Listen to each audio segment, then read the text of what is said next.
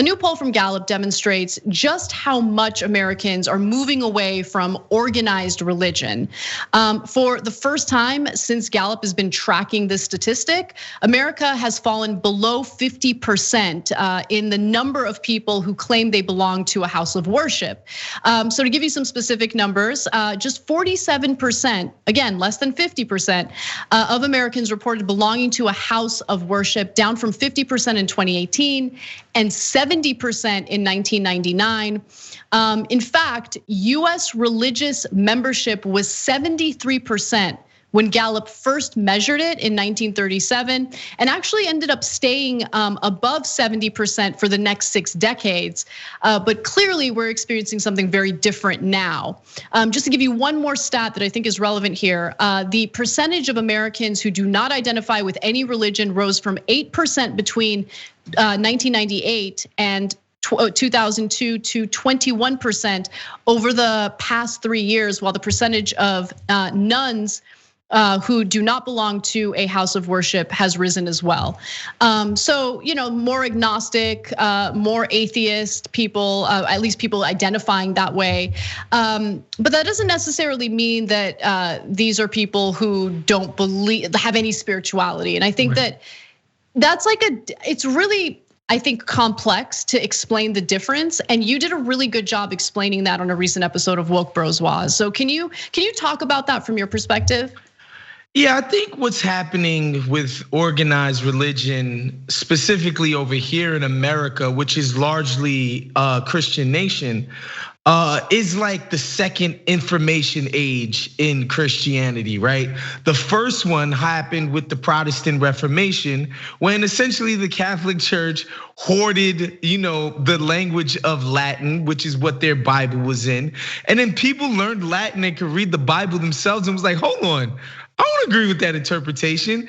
And all these religions sort of sprang up out of that, right? And that's how you get basically every other religion, Christian religion, that flows out of the traditional Catholic Church, Roman Catholic Church, right? But I think now that we're living in another information age where, I remember speaking to a coworker who was 7-day Adventist, and he was like a devout 7-day Adventist. Then one day he learned that like his church was invented in like the 1950s, and for some reason that offended his sensibilities. Like, this is a new church? What? This is BS. There's no way somebody could have just came up with some new religion based on Jesus, who was here 2,000 years ago. And because he was able to sort of do the research, learn who the guy is who founded the church, figure out, and I don't want to offend anybody, that it had some cultish angles to it. He was like, yo, I don't know if I'm really with that anymore. But all of these people who leave Mormonism or certain sects of Christianity or Islam, et cetera, I think all of those people still remain connected to, some type of higher spirit or some type of mystical, something that you can't, peg as tangible in the physical, right? And so they still feel connected to that. And so that's the people that we call spiritual. But those same people would be like, really? Is the guy gonna get 100 virgins when he dies? I mean, really? Did Jesus like move a rock on Easter Sunday out of the way and then float into outer space? I mean, like, really? Mary? Really? Nobody had sex with you for that baby? Really? Yeah. I mean, it's funny because like, I think you and I had similar upbringings in that, at least when it comes to religion, because I grew up, going to Sunday school every Sunday, my entire childhood and a little bit of my adulthood as well. Not Sunday school, but I think into my early 20s, I was still kind of visiting church and not necessarily interpreting it the way that it was being presented to me, but I felt like, this is what you do. I didn't really question it until I was kind of exposed to the dark side of Christianity, which luckily I was not exposed to through Sunday school. So I didn't learn all the hatred that comes along with the way people use their religion these days. And so once I started realizing that aspect of it, and also realizing that there's a lot of guilt associated with it, right? There's a lot of moralizing And then the pressure to abide by those moral values by making people feel guilty or fearful about what would happen to them in the afterlife, right? And for me, Cenk made a really persuasive case when he's like, there ain't no afterlife. And so are you really gonna waste your time, your limited time on this planet by doing things to appease a group of people? Like, you're wasting your life away, right? With guilt and awful feelings. Like, you should feel free as long as you're not harming other people. That should be your morality. Don't harm other people and live a happy life. And that sounded pretty damn good to me. So I went in that direction, but I think that the question of spirituality is interesting, because you described your spirituality as, the people. Like, I don't want to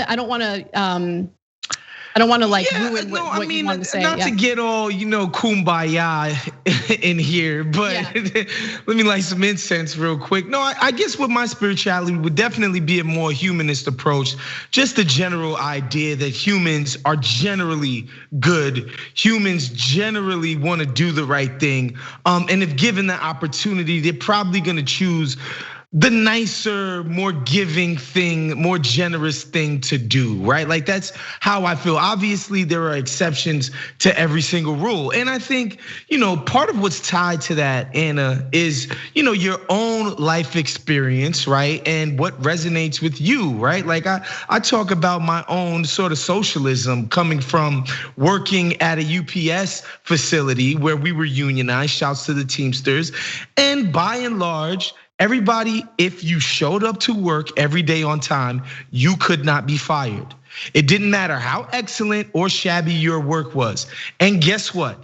9 out of 10 of the guys that I worked next to worked their butts off, period. That's what they did. And so that informs my own opinion. That informs how I feel about what people are capable of doing or what people will do if left to their own devices, right? And also couple that with, just the idea of me being raised Christian and then becoming atheist ostensibly, but understanding that certain elements of the religion still resonated with me, whether it be let he who is without sin cast the first stone, love your neighbor, et cetera, right? Or, my Jewish homie telling me about the concept of a mitzvah. And I'm like, oh, that kind of, that resonates with me. I like that. You know what I'm saying? Like, I want to be a mensch one day for sure. And so, once you understand that you yourself can pick and choose the elements of these different organized religions and sort that you like the most and sort of orient your life around what resonates to you, and an understanding that, you don't want to go out and do harm to other people. It's not hard to feel spiritual in that. It's not hard to understand that, when you do a good deed for somebody, how good that makes you feel. And for that to resonate with you and be like, I'm gonna orient my life around those kinds of things. It's not that difficult. I don't need cats telling me about, if you jerk off, you're going to hell before marriage and all of that. Who needs it, Anna? Who needs it? Not me. Not me. By the way, exactly. Quick fact. In my 8th grade sex ed class, I was in a Catholic school, and the pastor of the church was actually our sex ed teacher. And I kid you not, from my hand to God, I swear to God, he explained to us that masturbation was a sin, because it was basically a sexual act not performed in service of having a kid. And I became an atheist that day. Okay, but here's the thing. This is the correct rebuttal to that, right? And you made the right choice. The rebuttal is, then why did God make it feel so damn good? He wanted to test us, Anna. He wanted to test us. He wanted to test our resolve. God created man and woman with the intention, okay, to feel pleasure. Right? So are you gonna deny what God created and why he created? I don't know, it's all, in my opinion, that kind of stuff is just nonsense. And look, just to kind of show a parallel, the Proud Boys have a strict rule against that behavior, right? And look at how it manifests. Like rage, frustration, irritation, delusions, paranoia. Love yourself. Thanks for watching The Young Turks, really appreciate it. Another way to show support is through YouTube memberships. You'll get to interact with us more. There's live chat emojis, badges. You've got emojis of me, Anna, John, JR, so those are super fun. But you also get playback of our exclusive member-only shows and specials right after they air. So all of that, all you gotta do is click that join button right underneath the video. Thank you.